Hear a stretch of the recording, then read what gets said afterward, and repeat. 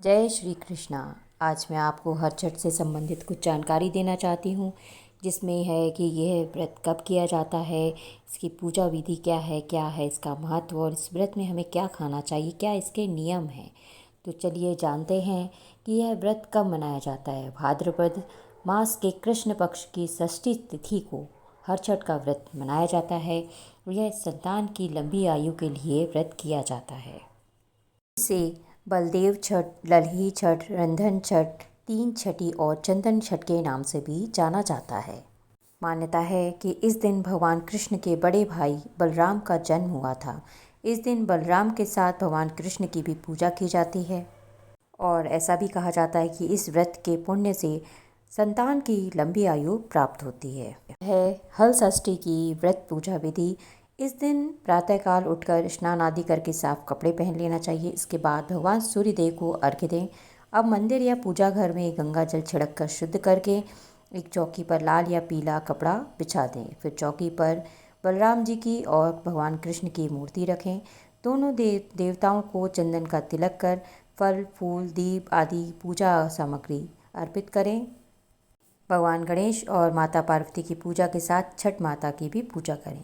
इस दिन महिलाएं महुआ पेड़ की डाली का दातून करती हैं, स्नान करके व्रत रखती हैं। इस दिन व्रती महिलाएं कोई अनाज नहीं खाती और एक चौकी पर या पाटे पर गौरी गणेश की मूर्ति रखती हैं। कलश रख के हलषष्ठी देवी की मूर्ति भी या प्रतिमा या फ़ोटो जो भी आपको मिलती है उसको स्थापित करती हैं और फिर उसकी पूजा करती हैं। इस पूजन की सामग्री में बिना हल जुते हुए ज़मीन से उगा हुआ धान का चावल, महुआ के पत्ते, धान की लाई, भैंस का दूध, दही व घी आदि रखते हैं। बच्चों के खिलौने जैसे भौरा, बाटी आदि भी रखा जाता है।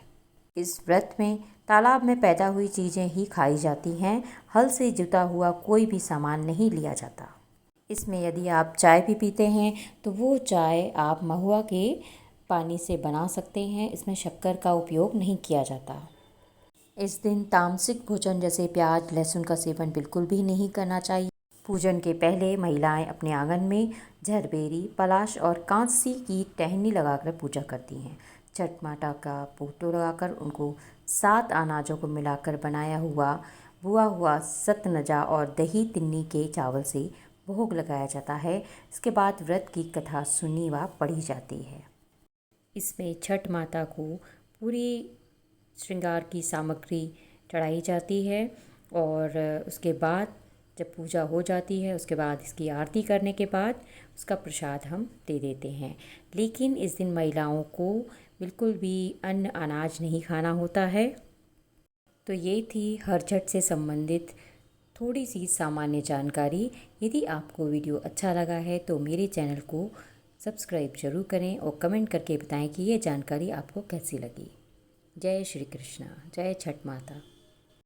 यदि आप हल छठ का कथा और आरती सुनना चाहते हैं, उसकी कथा सुनना चाहते हैं तो इसका जो वीडियो का लिंक है वो डिस्क्रिप्शन बॉक्स में मैंने दे दिया है। आप वहाँ जाकर हल छठ की कथा को सुन सकते हैं।